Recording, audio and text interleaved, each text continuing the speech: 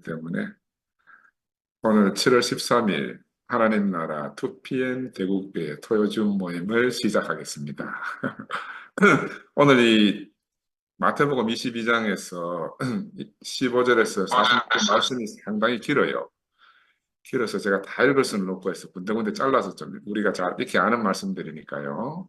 15절에 이에 바리새인들이 가서 어떻게 하면 예수를 말의 올무에 걸리게 할까 상의하고 17절에 가서 그러면 당신의 생각에는 어떠한지 우리에게 이르소서 가이사에게 세금을 바치는 것이 옳으니까 옳지 아니하니까 이런 질문을 하고 예수가 거기에 대답하시기를 그런즉 가이사의 것은 가이사에게 하나님의 것은 하나님에게 바치라 하는 이런 내용이 하나 있어요. 그리고 두 번째로 사두개인들의 이야기 중에서 우리 중에 형제, 칠형제가 있었는데 마지가 장가들었다가 죽어 상속자가 없으므로 그 아내를 그 동생에게 물려주고 그 둘째와 셋째로 일곱째까지 그렇게 하다가 최후에 그 여자도 죽었나이다.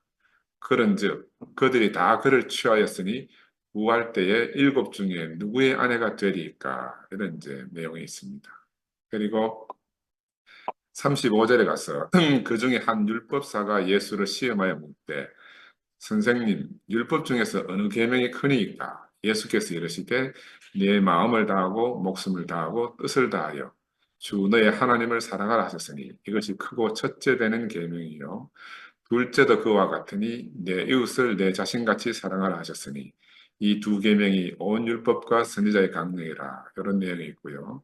그리고 이들 세 가지 질문에 대해서 대답하시고 난 다음에 42절에 가면 너희는 그리스도에 대하여 어떻게 생각하느냐? 누구의 자손이냐? 그러니까 그들이 이제 대답하되 다윗의 자손이라는 이런 내용이 있습니다. 그래서 오늘 좀 분야가 여러 가지 나뉘어지는데 하나씩 하나씩 제가 말씀을 드려보겠습니다. 우리 지난 시간까지 그 포도원 농장의 비유를 통해서 포도원 농장의 비유, 종을 보내면 죽이고 종을 보내면 죽이고 아들을 보내니까 또 죽이자 이런 내용을 들었잖아요. 이건 바로 구약의 하나님 왕국이 도래하려고 하는데 이런 이제 방해가 계속 받았다는 걸 말씀드렸고 지난주에 이제 임금의 잔치를 비유를 통해서 신약에 와서 이제 천국 잔치에 대해서 우리가 같이 교제를 했습니다. 그리고 오늘은 이제 아까 지영이가 처음 시작할 때 이제 어렵다 하는 것처럼 오늘은 세상의 정치와 경제, 종교, 율법 정말 거대 담론이거든요. 정말 범위가 큰 건데 이런 데 대해서 이제 예수님이 시험을 받는 그런 장면입니다. 그래서 첫 번째로 가이사의 것은 가이사에게 드리라 이런 말이 있어요. 그래서 이건 오늘 보면은 혼인잔치의 비유를 이제 듣고 나서 이 종교지자리에 안절부절하게 된 거라. 야, 자기 지난주에 우리 말씀을 나누었다시피 이제 성전 문 밖에서 이제 슬픔을 잃어가는 그런 상태로 자기들을 비유하고 있으니까 속에 천불이 나서 견딜 수가 없잖아요. 그래서 어떻게 하면 예수를 붙잡을 수 있을까 하는 이런 장면입니다. 그래서 이제 코너에 몰린 이 바리새인들이 헤롯 당원들, 그 바리새인과 헤롯 당원들은 서로 성질이 전혀 다른데 헤롯 당원들과 야합해서 이제 가이사에게 세금을 바치는 문제에 대해서 예수에게 경하게 질문을 하는 장면이에요. 이들은 원래 이제 서로 입장과 주장이 서로 다른 앙숙 관계라. 근데 예수를 함정에 빠뜨려야 되니까 앙숙이 뭐고 상관없이 둘이 손을 딱 잡은 거죠. 이 이제 헬라 제국하고 로마 제국의 점령 기간 동안에 팔레스타인, 이스라엘에서는 이두 개의 중요한 정치적, 종교적 집단이 출몰 하는데 그게 바로 바리새인들하고 사두개파 사람들입니다. 그래서 먼저 바리새인들 우리가 성경에서 늘 듣지만 한번 오늘 리뷰해 보면은 이 바리새인들은 구전을 통해서 내려오는 이스라엘 백성들의 전통을 갖다가 모세 율법, 모세 오경에다 자기들이 그 전통을 추가했어요. 그래가지고 자기들이 구전 율법을 갖다가 하나님의 율법보다 어떻게 보면 더 중요하게 여기는 그런 사람들입니다. 이 바리새인들은. 그래서 이 사람들은 속칭 메세를 아주 소망하면서 한편으로는 세속적인 것들을 너무 경멸하는 아주 경건주의자들이다. 우리는 성경을 통해서 바리새인들이 아주 나쁜 사람들이 이렇게 오해할 수 있는데 그렇지 않은 면이 더 많다 하는 걸 꼭 기억하셔야 되고 이 바리새인들에 대해서 이제 좀 살펴보면 이 사람은 바리새인의 뜻은 분리된 자다. 그러니까 세속주의자들과 분리되어 있다 이런 말이죠. 히브리어에 보면 페루심이라는 데서 나왔다는데 율법에서 깨끗지 않다고 하는 걸 어떤지 간에 다 분리해내는 그래서 이 사람들이 세계 지키는 게 안식일을 꼭 지켜야 되고 그리고 이제 음식을 정결하게 먹어야 되고 하는 이런 여러 가지 정결법을 지켜야 되고 이런 하여튼 막 그 세속주의에 빠지지 않도록 스스로 정결하게 하는데 최선을 다해서 산 이런 사람들이에요. 이게 언제 생겼는가 하면은 BC 한 130년경. 옛날에 내가 마카비 왕조 시대를 한 말씀드렸는데 그 시대에 등장했습니다.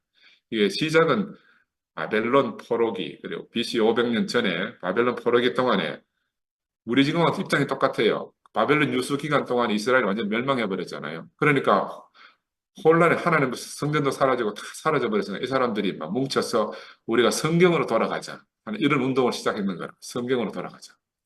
우리도 지금 보면 이제 분위기가 막 성경으로 돌아가자 이런 분위기가 있잖아요.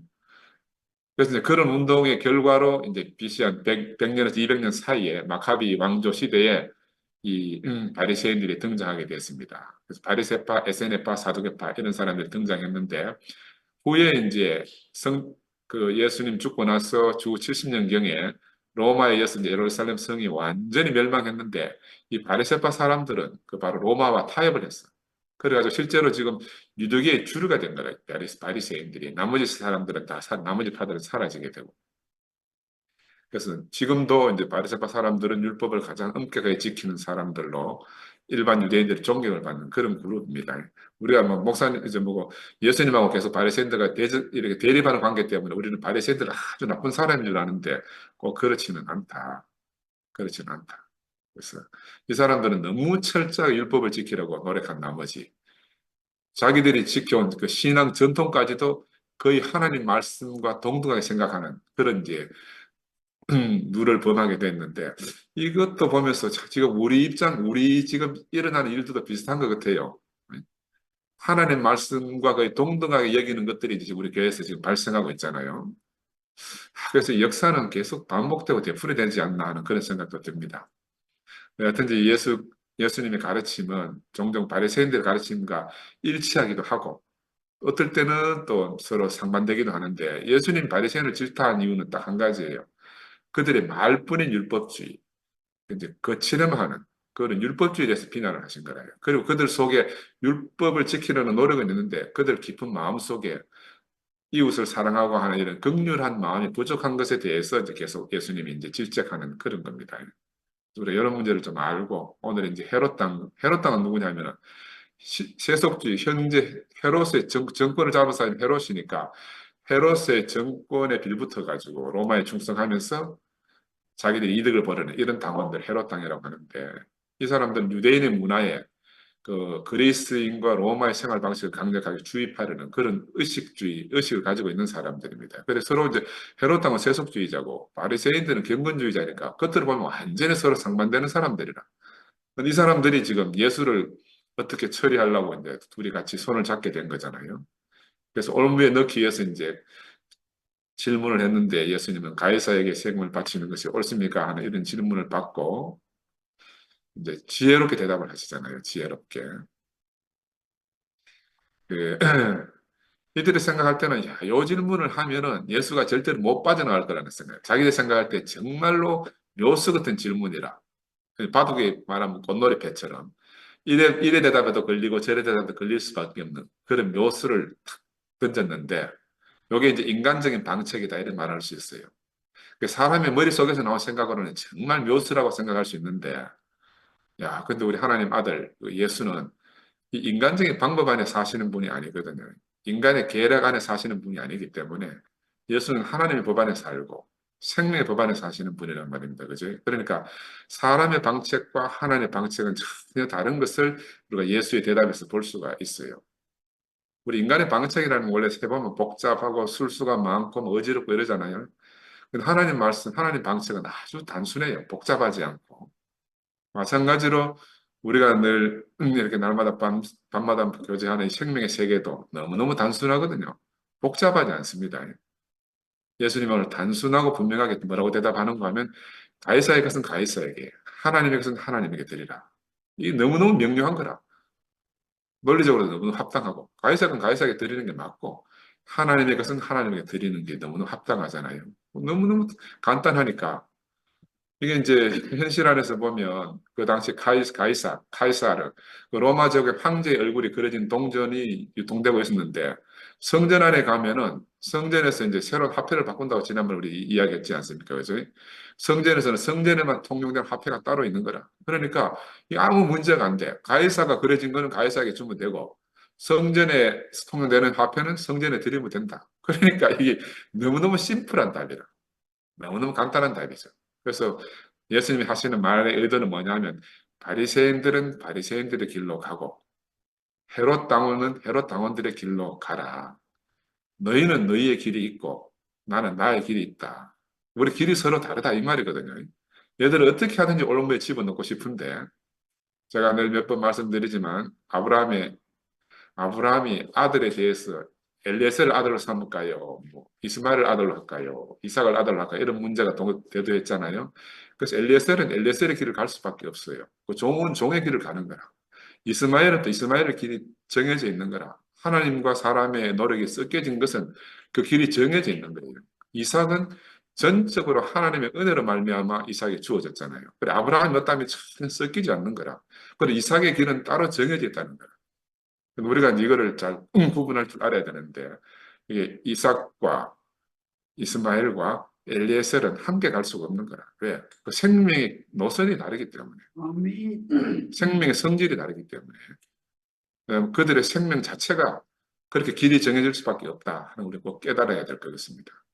우리가 마음이 아무리 원해도 그 생명이 아니면 그 길을 갈 수가 없는 거예요. 그래서 그 생명만 그 길을 갈 수밖에 없다. 우리 세상에 그런 말이 있습니다. 돈이 뭐 꼬리표가 있는가? 돈은 스스로 생명이 없잖아요. 그 누가 꼬리표를 달아가면 주인이 따르겠다 이렇게 말할 수 없잖아요. 돈의 운명이라는 거는 그것을 누가 소유하느냐. 오늘 돈이 이제 가이사의 것은 가이사에게 하나님은 하나님에게 경제, 그 만몬, 돈의 문제가 오늘 등장했는데 이 돈은 소유하는 사람에게 달려 있는 거라. 돈의 운명은 누가 소유하느냐. 바리새인의 돈은 바리새인들과 함께 있고 헤롯 당원의 돈은 헤롯 당원과 함께 있는 거라.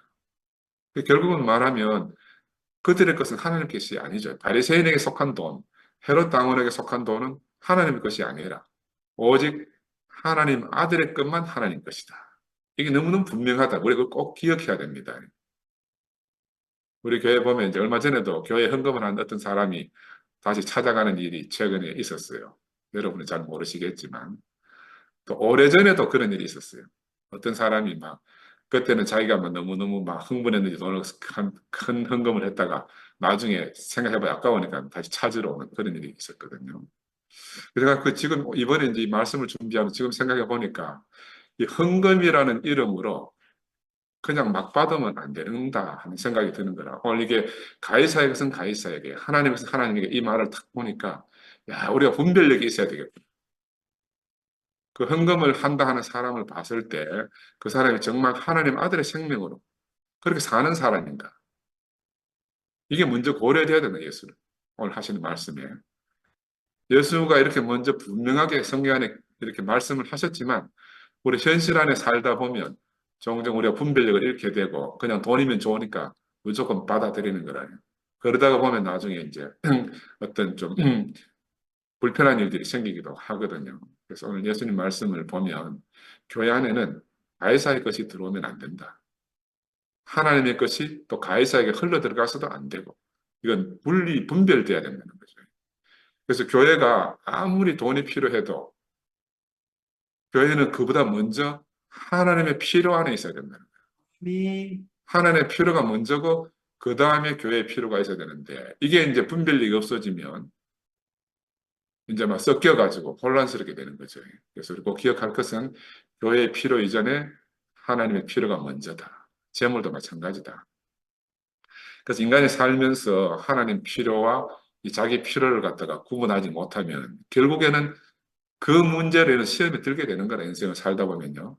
자기 돈인지 하나님 돈인지 구분이 안 되면 결국 시험에 빠지게 되는 거죠. 그래서 다르게 말하면 하나님 아들의 생명이 없는 사람은 그 생명대로 결국 가해사의 돈을 취할 수밖에 없는 거예요. 탐하게 되는 거, 탐심이 생기게 되고 그러면 궁극적으로는 그 사람은 어디로 가는가? 가해사를 돕는 길로 가게 되는 거예요. 가해사라는 말은 그 세상을 상징하는 거냐. 결국 하나님에 대적하는 길을 가게 될 수밖에 없는 거죠. 야, 우리 그래서 분별력을 가지는 게 참 중요하겠다. 하나님 아들의 생명 안에서 들어진 것이라야만 하나님 마음 놓고 쓰실 수 있잖아요. 이제 그렇게 드려진 것은 이미 하나님의 것이라. 근데 어떤 이제 드려진 사람의 것이 아니 자기가 드려졌는데 저 드려놓고도 내 돈이다 생각하면 안 되는 거죠. 이런 것들을 교회 생활하면서 늘 이제 간혹 이런 일들이 불편한 일들이 생길 수가 있습니다. 그래서 이렇게 드려놓고도 생각나가지고 다시 찾으러 오는 사람들도 있다. 현실 안에서 있습니다. 그래서 하나님께 드려진 것은 하나님 피를 채우는데 쓰일 것이 너무너무 분명하잖아요. 하나님의 것이니까. 그런데 이 하나님의 것을 자기 주머니 돈처럼 또 쓰면 이것도 결국 탈이 나는 거야. 아멘. 하나님께 드려졌는데 그걸 받아서 자기 주머니처럼 주머니 돈처럼 쓴다 이 말입니다.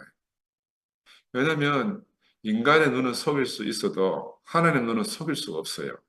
그러니까 하나님은 그 마음을 보시고 그 심중을 헤아리신다 그랬잖아, 그렇지? 그래서 지금 교회 안에도 보면 하나님의 것을 자기 생각에 오를 대로 어떻게 해보려고 하는 이들이 종종 있는 것 같아요. 한 번도 하나님께 물어보지 않는 거라. 저는 궁금하더라고요. 야, 저 사람들이 과연 저 사람들은 하나님이 계신가? 이게 참 궁금하기도 해요. 이 길이 과연 하나님의 길인지, 가이사의 길인지 한 번도 고민도 안 하는 거라.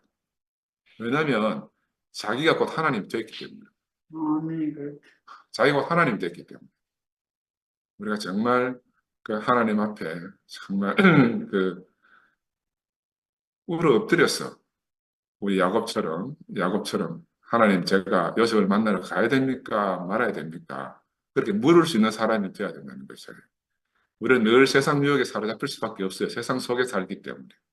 그래서 절대로 이런 것들을 잊으면 안 된다. 인간의 방책과 하나님의 방책은 완전히 다르다. 하나님은 길이 없더라도 길을 내시는 분이지만 인간의 방책은요, 있던 길도 하나님이 막으면 다 없어지는 거라. 그런데 이 교만한 인간이 그 하나님 어떠하심을 다 잊어버리고 자기 생각대로 살게 된다는 거잖아요. 그래서 하나님을 두려워하지 않는 사람은 그 운명이 이미 성경에 다 밝혀져 있는 거예요. 우리가 하나님을 두려워하지 않는 사람보다 더 하여튼 저주 가운데 있는 사람은 없다. 그래서 오늘 본문 말씀에 가이사의 것은 가이사에게 하나님의 것은 하나님에게 이거는 정말 우리가 새겨서 평생을 새겨서 살아야 될 말씀이에요. 근데 이 말을 들은 이 당사자들은 어이가 없는 거라. 자기들이 현실 안에서 이미 그렇게 하는 거라. 가이사의 건 가이사에게 갖다 세금을 낼 때 쓰고 성전 하나님께 드릴 때는 성전 화폐를 드리기 때문에 이미 하고 있으니까 자기들이 하는 대로 예수가 답하니까 뭐 우리 뻥 쪘다 하지. 속칭 세상 말로 뻥 찌게 된 거잖아요. 그들이 지금 하고 있는 걸 예수가 답을 하고 있습니다. 표면적으로는 그들이 이미 완벽하게 예수의 말대로 실행하고 있었잖아요. 그 자기들이 그 질문 해놓고 예수 답을 듣고 났으니까 머리 쥐뜯고 싶지 않겠습니까? 야, 우리가 이렇게 어리석은 질문을 했노 싶어가지고. 예수가 지혜로운 게 아니고 이놈들이 진짜 멍청한 놈들이지. 그들이 기껏 묘수라고 짜낸 게 묘수가 아니고 꼼수라, 꼼수. 근데 현실에서도 보면요. 묘수가 아닌 그런 꼼수를 부리는 사람들이 지금 도처에 깔려 있습니다. 인간의 꼼수를 부리는 사람들이. 그래서 이렇게 잘하는 창세기 4장 3절에서 5절 말씀 보면 세월이 지난 후에 가인은 땅의 소산으로 제물을 삼아 여호와께 드렸고 아벨은 자기도 양의 첫 새끼와 그 기름으로 드렸더니 여호와께서 아벨과 그의 제물은 받으셨으나 가인과 그의 제물은 받지 아니하신지라 이런 우리 유명한 말씀이 있잖아요. 하나님은 그 사람과 함께 그 제물을 받으시는 분이다. 우리가 이 말씀을 이 목사님한테서 100번도 더 들었을 거라. 100번 더 들었을 거라. 사람과 함께 그 제물을 받으십니다. 제물만 따로 취하시지 않는단 말이죠. 그런데 이런 말씀을 100번 이상 들으면 뭐합니까? 마의동풍, 속의 경읽기라고 전혀 알아듣지 못하는 거예요. 왜? 사람보다 먼저 그 제물에 마음이 가 있기 때문에. 이게 참 안타까운 일입니다.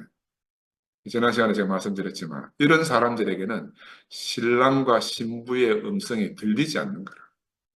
우리가 신랑과 신부의 음성을 들을 수 있다는 게 얼마나 복입니까? 그죠? 아멘.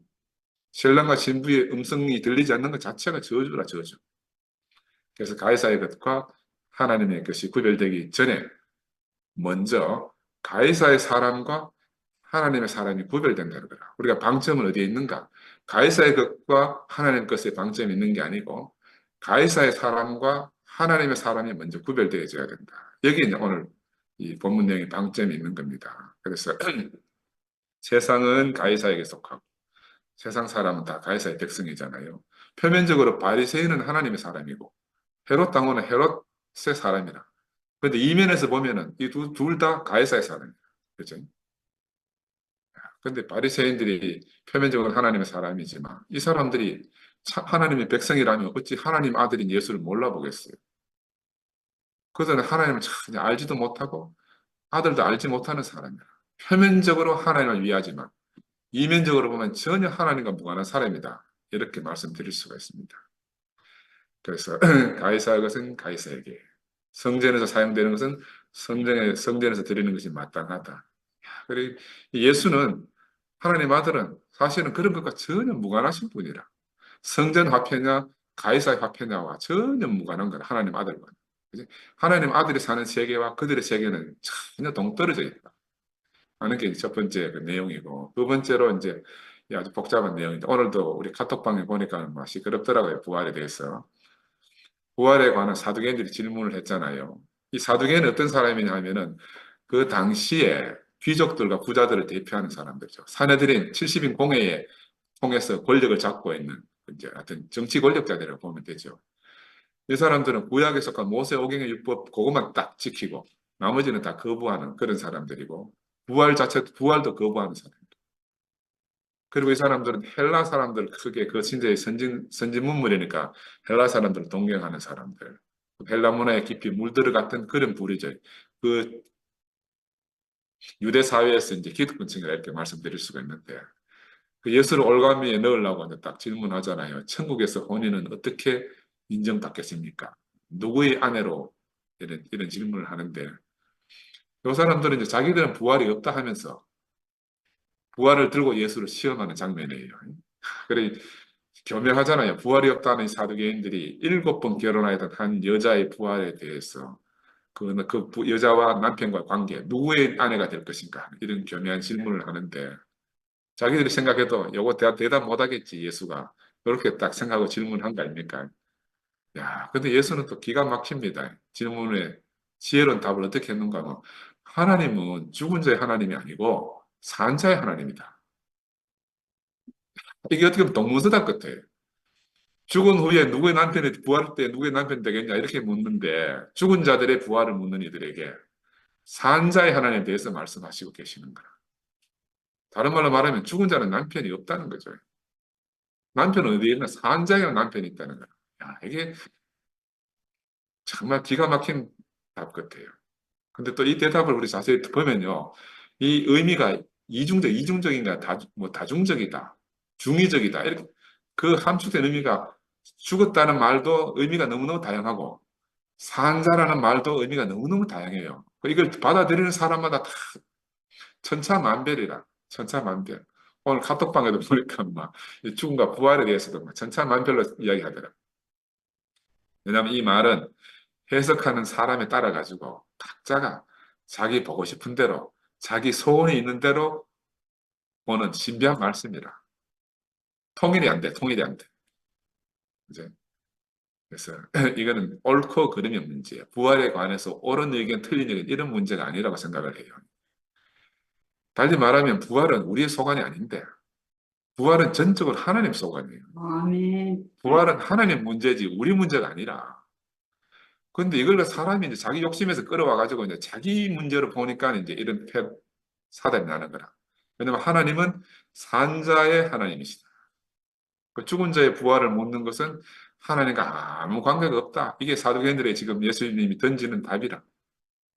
그 산자의 하나님이다. 이제 한편으로 산자의 하나님 하면은 지금 살아있는 사람에게만 하나님이라는 말이잖아요.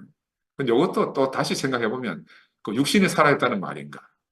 아니면 하나님이라는 존재 자체에 존재적으로 살아있다는 말인가? 이게 또 생각하면 또 말이 복잡해지는 거예요. 다 자기대로 이제 받아들일 수밖에 없는 거예요. 부활 생명도 살아있는 사람에 대해서 해당하는 거지 죽은 자들과는 전혀 무관하다는 것이 오늘 예수님의 말씀이라. 하나님에 대해서 살아있는 사람은 영원히 죽음이 없다는 거예요. 이 그러면 육신이 죽었다 이런 말도 아니잖아요. 영원히 죽음이 없다 이러면은 우리가 옛날 종교 안에 생활하면서 이런 말이 많이 헷갈렸어요. 헷갈렸어요. 이건 정말 이 사두개인들의 질문에 대해서 동문서답 같은 말이고, 이 죽은 후에 부활을 믿지 않는 이 사람들이 들을 때 예수가 지금 살아있는 부활을 말씀하고 있으니까 어, 그들에게 답이 됐는지 안 됐는지 이제 그 질문을 해놨는데 답을 탁 받으니까 자기들 뻥 찌는 거죠.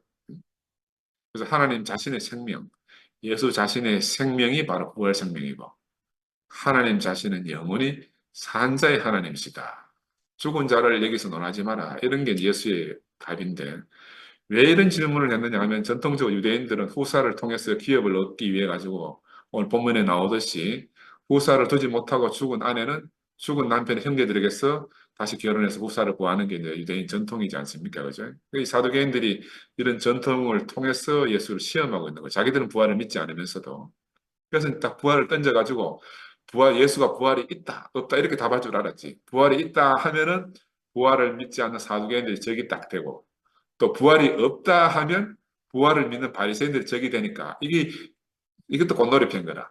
이리 가면 요래 걸고 저리 가면 저리 걸락 하는데 예수님은 그렇게 바보처럼 답하지 않는 거라. 자기들의 생각과 전혀 무관하게 부활은 육신의 연장선상에 있는 그런 문제가 아니다. 영원한 생명의 문제다. 아멘.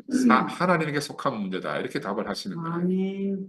그래서 오늘날도 보면 부활을 갖다가 이 자신의 육체의 생명이 새롭게 연장되는 어떤 것으로 그렇게 생각하는 사람들도 있고 그래서 이참 부활에 대해서 얼마나 부활을 오해하고 있는지 모르겠어요. 부활의 참 의미는 그 부활은 하나님께 속해 있다는 거예요. 하나님께 속해 있다. 사람에 속한 것은요, 죽으면 다시 일어날 수가 없어요. 예수 십자가에 못 박혀 죽었잖아요. 그 죽은 육신은 다시 일어나지 못했거든요. 근데 무엇이 다시 나왔는가? 하나님에게서 나온 것. 그 예수 안에 있던 하나님 주신 생명, 그건 죽음을 통해서도 전혀 죽음에 의해서 방해받지 않고 다시 살아난다는 거예요. 근데 이걸 우리가 자꾸 이제 오해하는 거죠. 오해해. 우리 교회 안에서도 보면 우리보다 먼저 앞서 살다 간 많은 형제 자매들이 그들이 살면서 살았던 아름다운 생명들이 있잖아요. 근데 그 사람들이 살아냈던 그 영원한 생명은 우리가 지금 우리 안에서 항상 살아나는 거야. 우리가 형제들 안에서 교제하고 간증하고 이렇게 하다 보면. 근데 그 생명은 누구의 소원이냐면 그들의 것이 아니에요.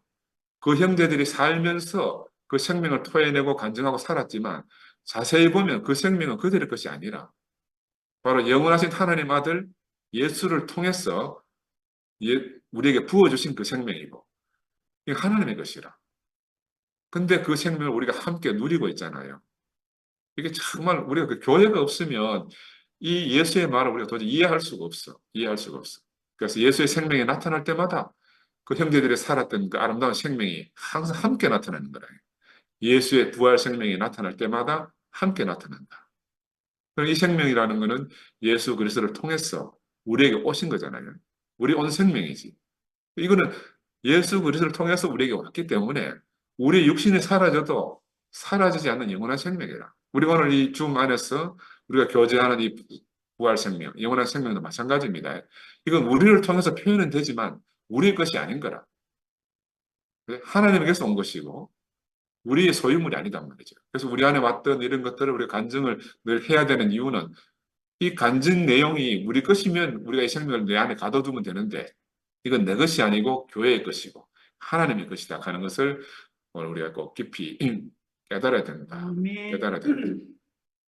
이 생명은 사망에 묶어둘 수 없는 생명이다. 죽음이 사로잡을 수 없는 생명이다. 이게 바로 부활 생명이죠. 우리 사람에게서 나온 것은 십자가를 거치면 다 끝나버리고 없어져요. 하나님에 나온 것은 하나님에 나온 모든 것은 이 사망이 십자가라는 것이 삼킬 수가 없는 거라. 어찌할 방법이 없어요. 영원히 살아있을 수밖에 없는 거라. 하나님이 영원하시기 때문에. 이것을 꼭 기억해야 된다. 그래서 부활은 우리의 육신의 연장이 아니다. 우리가 매주 우리 한철이 부활을 늘 부활 생명을 보고 있잖아요. 이게 육신의 연장이 아니라 육신을 통해서 표현되지만 육신에 속한 것이 아니에요. 그치? 시편 유명한 말씀이죠. 시편 133편에 보라 형제가 연합하여 동거하니 어찌 그리 선하고 아름다운 거기서 여호와께서 복을 명하셨으니 곧 영생이로다. 이 영원한 생명은 바로 우리가 죽음 안에서 형제가 서로 교통하고 서로 생명을 나누고 하는 이거라. 이건 우리가 잡을 수가 없는 거예요. 내 것도 아니라. 이거는 다 교회의 것이고 예수의 것이고 하나님의 것이다. 이렇게 말씀드릴 수가 있습니다. 성경에 이제 이렇게 분명히 영생에 대해서 기록해 놓았음에도 다른 부활을 소망하는 사람들이 있다는 거죠. 다른 부활을. 우리가 매일 기적 같은 부활 생명을 매일마다 우리가 경험하지 않습니까? 매일 밤마다 줌을 통해서 또 낮에 일요일엔 교회 가서 함께. 저는 요즘 보면 우리 현정이를 보면 정말 기가 막혀요. 전에는 현정이 안에서 상상할 수 없는 그 놀라운 부활 생명이 매주마다 현정이를 통해서 터져 나오잖아요. 정말 기적 같은 일이 벌어진 거라. 현정의 육신적 형편을 보면 그럴 수 없는 거라. 근데 육신의 어떠함을 깨고 육신의 어떠함을 깨고 터져 나오는 부활 생명이에요. 남편과의 관계나 자식과의 관계나 그 뭐 시어머니의 관계나 모든 것 어떤 하나에서도 그 뭐 숨 쉴 곳이 없을 것 같은데도 불구하고 교회 앞에 나와서 그 놀라운 간증을 하는 우리 현정이를 보면 저는 막 너무너무 놀라워요. 또 마찬가지로 매주 주마다 나오는 우리 미라와 근원이 그 미라와 근원이 생명의 관계 통해 가지고 승목이하고 은나하고 또 가족 관계가 싹 회복이 돼 가잖아요. 그 지난주가 지지난주에도 미라가 그 부모님에 대해서 또 마음을 싹 여는 걸 보면서 야, 그래 우리 안에 소망의 생명이다. 이 부활 생명이 도대체 어디까지 뻗어나가서 얼마나 큰 영향력을 미치고 사탄에게 유린되었던 우리 모든 인생들을 회복할 것인지가 우리 주 안에서 별거 아닌 우리들이지만 이 안에서 터져나오는 생명이 정말 놀라운 생명력을 발휘하고 있는 거야. 하나님의 권능을 대신 이렇게 나타내고 있는 거죠. 마찬가지로 요즘 최근에 또 우리 은정이 보니까 또 카톡방에 열심히 놀라운 간증을 쏟아내고 있대.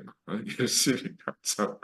그러니까 이게 바로 살아있는 부활 생명을 누리는 거라. 세상 어디에도 없어요. 세상이 없기 때문에 하나님께서 하나님 주신 거라. 세상에 있으면 우리 건데 세상에 없는 간증들이거든요. 세상에 없는 생명들이에요. 정말 우리는 내일을 알 수 없고 하루가 어떻게 될지도 알 수 없는 인생이지 않습니까? 근데 우리의 필요보다가 큰 필요와 갈망을 갖고 찾아오시는 분이 계신 거라. 그래서 우리는 다른 소원을 절대로 가질 수 없는 사람들로 우리가 지금 변해가고 있잖아요. 그전에는 우리도 많은 소원들이 있었지만, 이제는 우리가 하나님 앞에서 예수 그리스도 앞에서 다른 소원을 가질 수 없는 사람들이 되어갑니다. 정말 하루살이처럼 오늘만 살 수밖에 없어요, 우리는.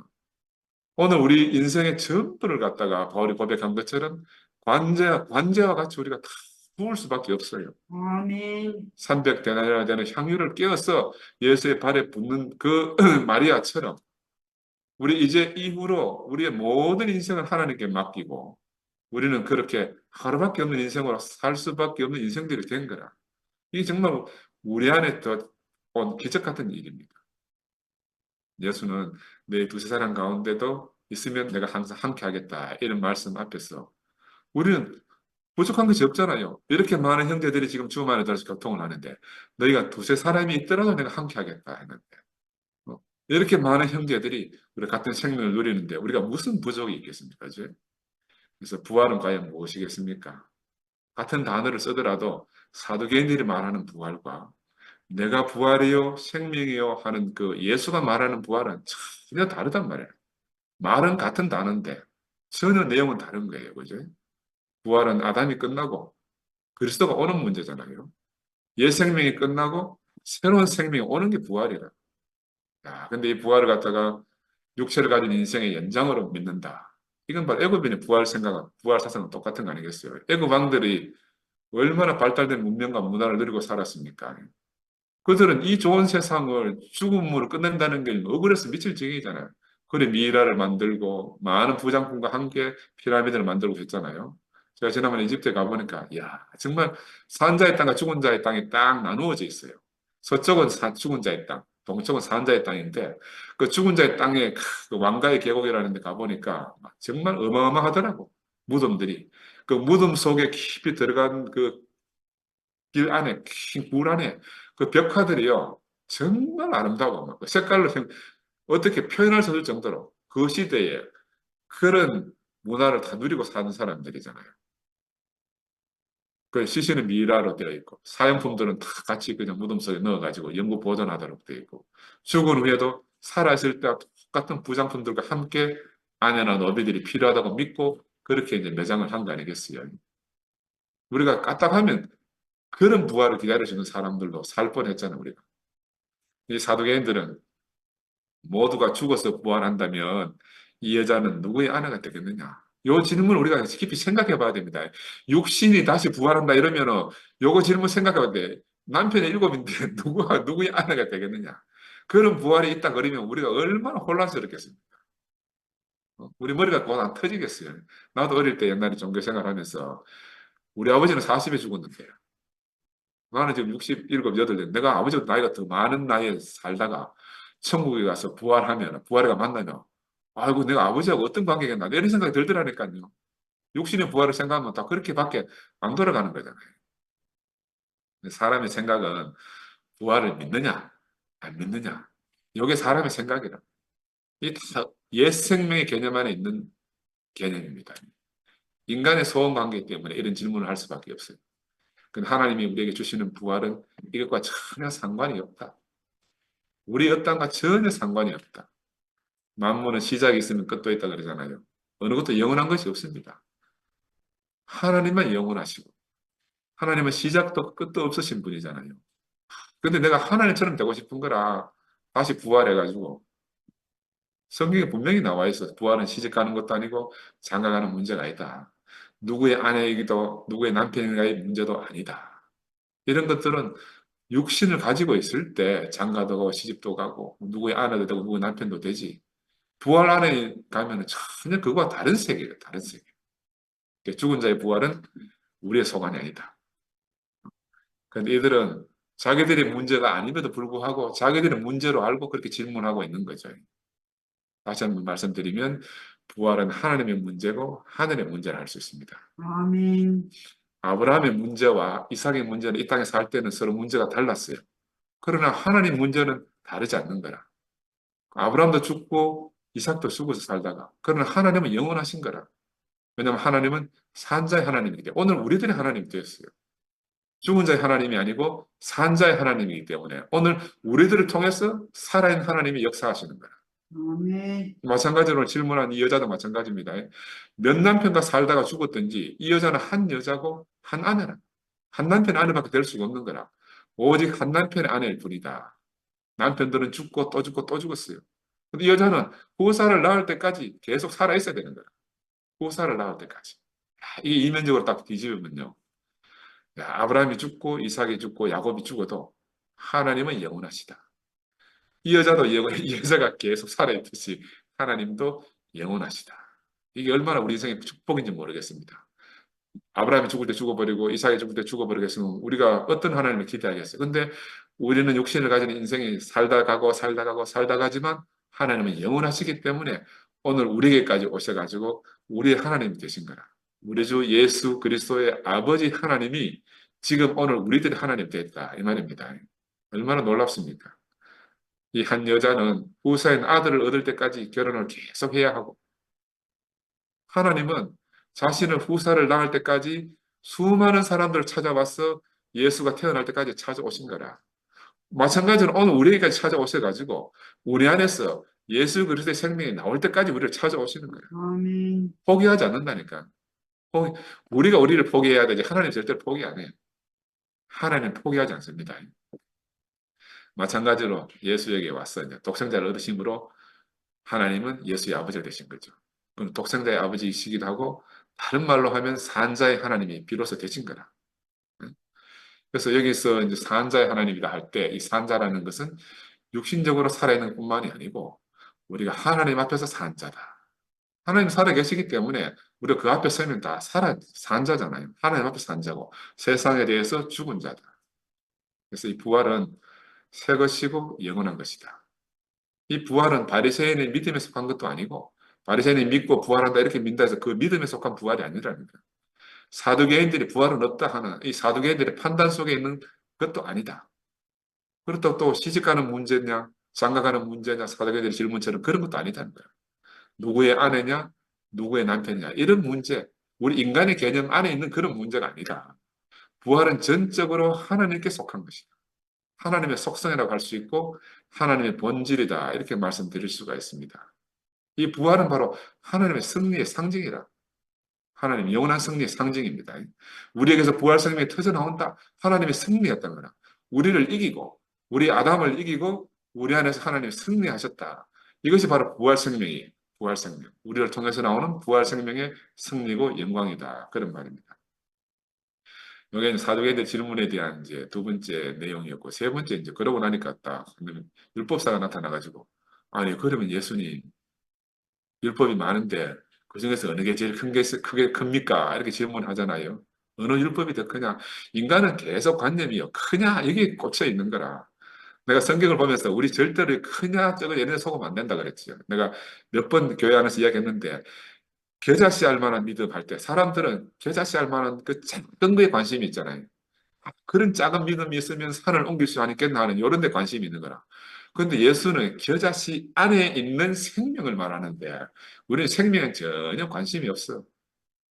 그 적은 것도 있으면 산도 옮긴다고 하니까 만약에 내게 조그마한 믿음이 있으면 내가 막 원하는 거 다 할 수 있겠나 이런 상상에 빠지게 되는 거죠. 그지? 야, 이 이제 예수가 뭐라고 대답했는가 하면은 하나님을 사랑하고 내 이웃을 내 몸과 같이 사랑하라. 이제 이게 이제 하나님을 사람이 살면서 하나님을 사랑하고 이웃을 내 몸같이 사랑하면 모든 문제가 다 없어져요. 아멘. 인생에 모든 문제가 없어진다니까. 오늘 예수님 이렇게 딱 답을 함으로써 그들이 파노한 함정에서 싹 벗어난 거야. 야, 아무리 잡아도 미꾸라지처럼 빠져나가니까 야들 환장할 거 아니겠어요? 이 사람들이 탁 지켜볼 때 평상시 예수를 보면요. 늘 율법을 무시하는 것 같아요. 율법을 아주 가볍게 여기는 거라. 행동 거지를 보면. 안식일에 너도 병자를 고친다든지 제자들이 밀밭을 지나갈 때 미리싹을 꺾어 먹어도 전혀 막 하지 마라 이야기도 안 하지. 그리고 아마 성경에 몇 가지가 기록되어 있는데 예수의 제자들이 우리를 보고 보면은 얼마나 그 외에도 그런 짓들을 많이 안 했겠습니까? 우리 교회도 초창기에 그런 일들이 정말 많았거든요. 거의 막 그 비일비재에 그런 율법을 어기는 일들이 많이 있었을 거라. 그런데 예수가 탁그 하나님을 사랑하고 이웃을 사랑하라.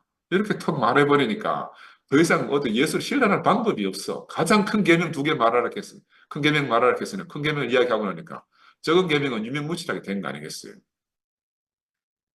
그런데도 생각해보니까 야 예수가 율법보다 더 중요하게 여기는 있는 것 같은데 근데 탁 꼬집어서 지금 예수를 잡아 넣을 수가 없는 거라. 그래서 율법보다 더 소중한 게 있다고 말만 하면 그걸 막 당장 그걸 올무에서 잡아놓고 싶은데 그지? 왜냐하면 유대인들에게는 모세의 율법이 절대적이잖아요. 어떤 것도 이것을 대체할 수가 없잖아요. 그래서 사람은 내가 중요하게 생각하는 것을 다른 사람이 가볍게 여긴다든지 무시하든지 하면 그것도 용납할 수 없는 거라, 견딜 수 없는 거라. 우리가 관계 속에서 정말 화나고 하는 건 왜 그래요? 내가 중요하게 생각하는 걸 중요하게 생각 안 하고 하찮게 여긴다. 그럼 내가 막 무시받고 하는 거잖아요. 그지? 그래서 이 예수가 실제로 율법대로 살지 않았고 자기들도 이런 낌새를 알아챘지만 야 근데 질문을 탁 하는데 답이 뭐 정답이 딱 나오니까 이 방법이 없는 거라. 방법이 없어. 율법의 전 강령이 하나님을 사랑하고 이웃을 사랑하는 것이다. 이거 모르는 사람 없잖아요. 우리도 아는데 그 당시에 뭐 유대인들이 왜 그걸 모르겠습니까? 근데 이 사람들은 볼 때 예수가 반율법주의자 같은데 하고 질문을 한 거 아니에요. 자기들이 볼 때는 이 율법을 지키는 사람이 아니고 율법을 반대하는 사람 같다. 근데 그래가 탁 올면 걸라고 질문했는데 뜻밖에도 정답을 말하니까 딱 유구무원이잖아요. 유구무원. 근데 사실은 예수가 정답을 말했는데 답은 겉으로 보기에 자기들이 가지고 있는 답과 똑같아. 그 내용은 아주 다른 거예요. 왜 그런가 하면 예수의 대답은 그 대답 자체가 그들을 심판해. 그들은 하나님도 사랑하지 않고 이것도 사랑하지 않는 족속이에요. 왜? 그들은 율법을 지키긴 한다고 하는데 표면적으로. 근데 내용적으로 보면 전혀 그렇지 않은 사람들이잖아요. 하나님도 사랑 못하고 이것도 사랑하지 않는 사람. 그러니까 그들이 얻은 물은 질문에 대한 답으로 그들이 바로 심판을 받는 거예요. 심판을 받아요. 신명기에 보면은 이스라엘아 이제 내가 너에게 가르치는 규례와 법도를 듣고 준행하라. 그리하면 너희가 살 것이요 너희 조상의 하나님 여호와께서 너희에게 주시는 땅에 들어가서 그것을 얻게 되리라. 그러니까 율법에 이렇게 나와 있는 거라. 율법을 잘 지키면 그 하나님은 그에게 상급을 주시겠다. 그러니까 얼마나 율법주의자들이 그렇게 상급 때문에 율법을 지키려 하겠습니까? 그죠? 존중하고 사랑하고 전파하고 보존한다. 그렇게 하면 뭐또 큰 상급이 아니겠냐. 그래서 율법주의자가 되는 거죠. 근데 본문에 보니까 그것을 행하는 자가 복이 있다는 거야. 그 지키는 자가 그런 게 아니라 그 율법대로 행하는 자가 복이 있다는 거죠. 그래서 예수님은 누가 마음을 다하고 목숨을 다하고 뜻을 다하여 하나님을 사랑하고 이웃을 자기 몸처럼 사랑할 수 있는가? 이렇게 도로 질문을 던진 거죠. 질문을 던진 거예요. 그래서 이거는 우리가 단순히 율법을 지키느냐 아니냐 하는 이런 문제하고 다르다. 하나님을 사랑하고 이웃을 사랑하는 문제. 우리도 늘 이런 문제에 부딪히잖아요. 형제들의 갈등 속에서 이게 정말 내가 이웃을 사랑하는 사람인가? 하나님을 사랑하는 사람인가? 하는 문제에 우리가 매일마다 부딪히게 되지 않습니까? 누가 그렇게 할 수 있는가? 바로 하나님의 영. 그 아들의 영이 아니면 이건 인간적인 어떤 의지를 따를 수 없는 거예요. 인간의 의지 안에서는 절대로 지킬 수 없는 그런 계명이잖아요. 그다음에 지난주에도 간증들이 그랬대요. 부모의 간병도 3개월이면 이제 정 뗀다 그러잖아요. 부모도 정 떼겨서 석 달쯤 간병하면 정이 딱 떨어진대. 우리 내 요양원 보면요. 야, 정말 세태가 만시지탄이라. 부모 요양원에 맡겨놓고요. 안 찾아오는 사람이 부지기수라. 오래 사는 게 왜 그리 오래 살리냐고 항의하는 놈도 있다니까. 그럼 내가 우리 가서 하지. 더 오래 살리자, 우리는. 더 오래 살리자. 더 열심히 돌보고, 더 열심히 간병을 잘해가지고 더 오래 살리자. 그런 부르자 같은 분들 많아요. 그 옛날에 3년상, 이거 3년상이라 부모 죽으면 3년상, 그 막 살았어도, 막 한테 죽었어도 막 못 잊어서 3년상도 지내고 하는데, 이 가마득한 호랑이 담배 먹던 시절 이야기 아닙니까? 이런 부모에게도 이런 지경인데, 누가 하나님을 사랑하고 이웃을 그렇게 내 몸같이 사랑하겠습니까? 이거는 그 아들의 생명이 아니면 불가능한 거예요. 불가능해요. 아멘. 우리가 누구를 그렇게 영원히 사랑할 수 있겠습니까? 그죠? 그래서 예수는 다른 말을 무슨 말이라고 하면, 야, 물고기는 물고기의 삶을 살고, 호랑이는 호랑이의 삶을 사는 거다. 하나님 아들만이 하나님 아들의 생명을 사는 거다. 그러니까 길이 서로 다르다는 거야. 길이 다르다. 길이 다른데 껍데기 가지고 자꾸 질문하니까 예수가 반장할 노릇 아니겠어요? 이 사람들은 바로 하나님의 율법을 가지고 하나님 아들을 시험하는 누를 범한 거라. 자기들이 지금 누구를 시험하는지 모르고 예수는 자기의 삶이 그 생명이다. 그죠? 그 생명으로 그 삶을 살고 있는데 그들에게는 그게 계명이잖아요. 계명으로 사는 사람하고 삶으로 사는 사람하고는 생명으로 사는 사람하고 차원이 다른 문제 아니겠어요? 그 새 보고 나는 문제를 내가 시험하는 건 똑같은 거라. 물고기한테 물속에서 헤엄치는 문제로 시험 문제를 딱 냈는데 물고기가 걸려들겠습니까? 그 바보 같은 질문이고 시험이지. 사람에게는 아무리 어려운 문제라도 새나 물고기는 날고 헤엄치는 게 전혀 문제가 안 돼. 자기 자신들의 삶이고 자기 자신들의 생명이니까. 그지? 그 새가 사람에게 시험을 받는다 하면은 그 시험하는 사람이 바로 즉시 심판되잖아요. 야, 어떻게 이런 걸로 시험하냐는 거죠. 그래서 예수는 바로 이 사람들에게 새와 같은 사람들. 새 같은 예수에게 나는 문제가 시험하는 것 똑같은 이런 짓거리를 하고 있는 거죠. 그래서 오늘 그게 세 가지로 정치에 대해서, 종교에 대해서, 율법에 대해서 이 사람들이 문제를 내고 시험했지만 예수는 그들이 속한 세계 속에 사는 분이 아니기 때문에 그들의 범주 밖에서 지금 대답하시니까 그들이 들을 때는 오리무중이라 알쏭달쏭하고 틀렸다 할 수는 없고 이런 상태죠.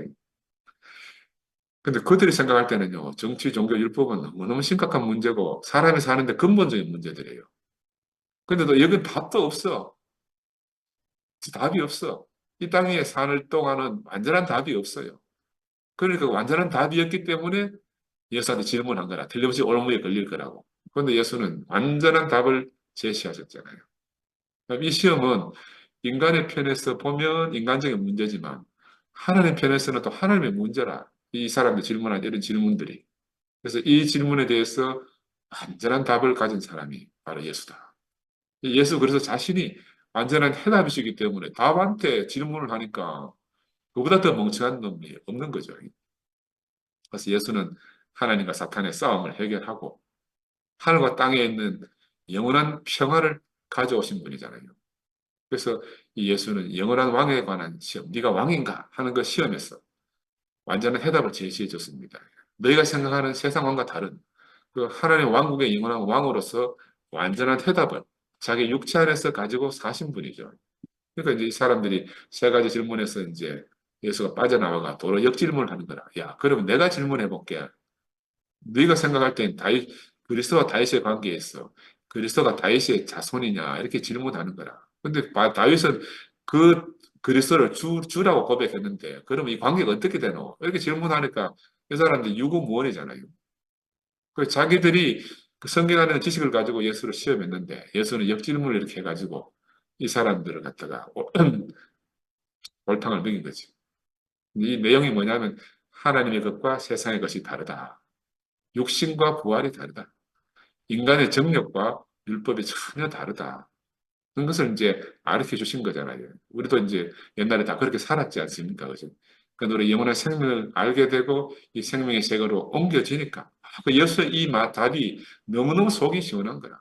문제의 해답이신 이 그리스도에 관해서 예수가 질문하고 그들을 코너로 모는 이 장면을 통해서 우리도 바로 이 생명 안에 있으면 누구를 만나든지 간에 그들이 어떤 난해한 질문을 하더라도 그들의 입을 다물게 할 생명이 우리 안에 있는 거라. 너무너무 놀랍지 않습니까? 하나님과 사탄, 사람의 문제를 완벽하게 해결한 예수 그리스도. 이 사람이 바로 여자의 후손이고 다윗의 자손이다. 이걸 이제 선포하신 거죠. 다윗의 그리스도와 다윗의 관계를 물음으로써 다른 말은 무슨 말이고 하면 여자의 후손, 다윗의 자손. 이 사람이 바로 온 세상을 심판한다 하는 말이죠. 우리가 일반적 관념 안에서 보면요. 여자의 후손 하면 다 비참하게 생각하잖아요. 요즘은 세상이 정말 많이 달라졌지만 대체로 우리가 한때는 비참한 운명이 여자의 운명이라고 생각하고 저도 우리 어머니 일생을 이렇게 보면서 나중에 어머니 돌아가시고 나면 내가 우리 어머니의 여자의 일생 이런 걸 한 책으로 써서 써드려야 되겠다 이런 생각을 한때는 한 적이 있다니까요. 근데 교회 와서 그런 생각이 싹 다 없어졌지만 바로 그 비참하게 생각하는 그 여자의 후손 그 세상이 다 멸시하고 천대하는 그 여자의 후손이 바로 오늘 뱀의 머리를 밟을 것이라는 이 놀라운 계시가 바로 우리들 안에서 이루어지고 있는 겁니다. 이미 우리보다 먼저 예수 안에서 그 비밀이 성취됐어요. 그지? 우리는 바로 이런 우주적 전쟁 한가운데서 그 전쟁을 끝낼 수 있는 그 막중한 직임을 우리가 받은 겁니다. 사람이 자기 위치를 찾으면 바로 우주적 전쟁이 끝나는 거예요. 예수가 이미 승리했지만 이제 공중전에서 승리했는데 땅을 한 발 우리가 디디고 나가서 땅을 회복하는 건 우리의 문제라. 우리의 문제. 사탄을 올무에 가둬 가지고 영원히 살아나지 못하게 하는 그 책임은 누구한테 있는가? 우리한테 있다. 그래서 하나님은 하나님의 자리로, 사단은 원래의 자리로 가도록 하는 것은 전적으로 우리 책임이다. 그치? 전적으로 우리 책임. 그래서 나는 이 말, 어릴 때부터 이 구절을 참 좋아하는데, 누가복음에 지극히 높은 곳에서는 하나님의 영광이요, 땅에서는 하나님이 기뻐하신 사람들 중에 평화로다. 이 예수의 생명이 이 땅에 도달하게 되면 온 땅에 평화가 온다는 겁니다. 우리가 살아보면 알잖아요. 우리 안에 예수의 생명이 탁 내주하면 우리와 관계된 모든 데 평화가 넘치는 거라. 어? 아멘. 이게 경험해본 사람만 우리가 느끼잖아, 그죠? 하나님께 드리느냐, 세상에게 드리느냐 하는 것도 사람의 문제라. 육신의 생명을 취하느냐, 부활 생명을 취하느냐 하는 것도 사람의 문제. 정력을 다스리느냐, 따르느냐, 하나님을 따르느냐 하는 것도 사람의 문제다. 하나님을 사랑하느냐, 자기를 사랑하느냐, 이거 다 사람의 문제인데, 사람만 자기 위치로 가면, 이런 모든 문제가 다 사라지게 되는 거예요. 그래서 예수는 바로 모든 인생을 정의치로 회복하기 위해서 찾아오신 분이죠. 오늘도 우리에게 찾아오시고 계시지 않습니까? 그래서 세상의 모든 문제는 사실상 사람의 문제고, 사람이 어떠함으로 말미암아 발생하는 것이기 때문에, 사람이 달라지면 문제의 원인 자체가 없어진다. 원인 자체가 없어진다. 오늘 내용을 보면서 정말 어려운 질문에 쉬운 대답이신 그리스도 아니겠어요? 어려운 질문인데 너무너무 쉽게 대답하셨어요. 바로 이 예수를 우리의 인생에서, 우리의 삶에서 우리가 깊숙이 받아들이게 되면 우리의 원래 있던 우리가 큰 문제라고 생각했던 많은 문제들은 원인 무효가 되는 거잖아요.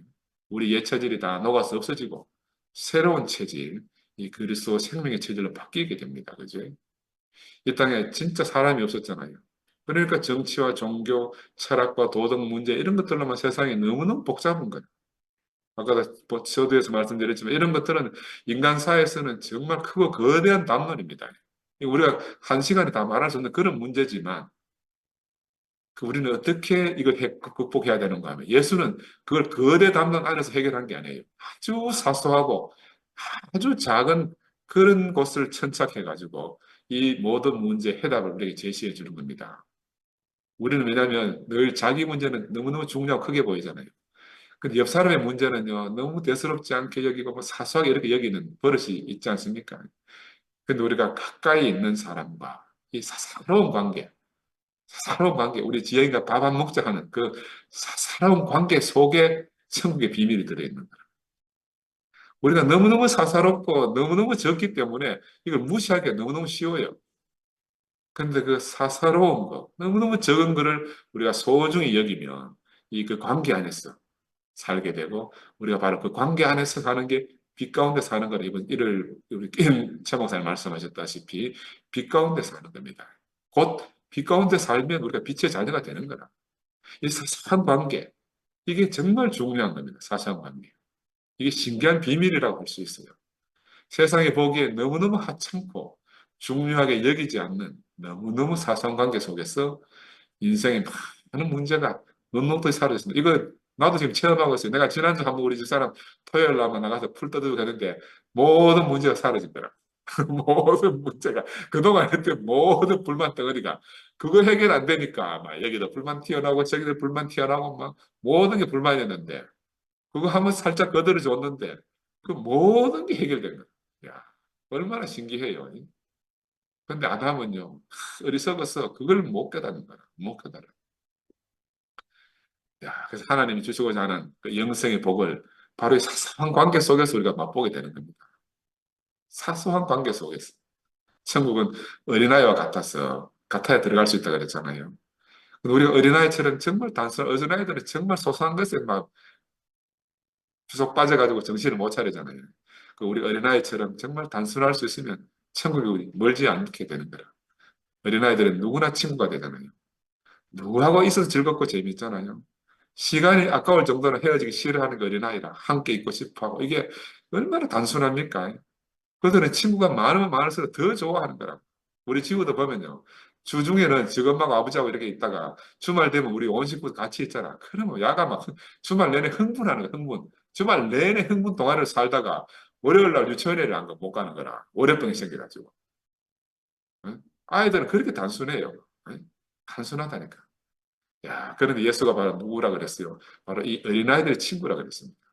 예수 그리스도는 바로 하나님과 사탄과 사람에게 완전한 해답을 오셨습니다. 어떻게 그 사소하게 여기는 그 아무것도 아닌 관계를 너무너무 소중히 여기셨다.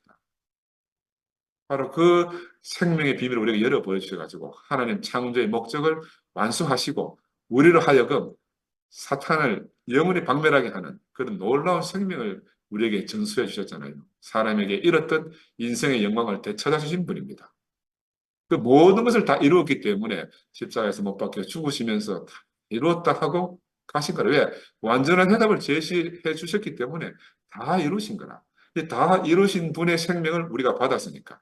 얼마나 놀랍습니까, 우리가. 세상의 거대 담론에서 빠져나와서 우리는 사소한 것을 너무너무 소중히 여기는 그런 세계로 부르신 주님을 찬양합니다. 아멘. 아멘. 네. 야.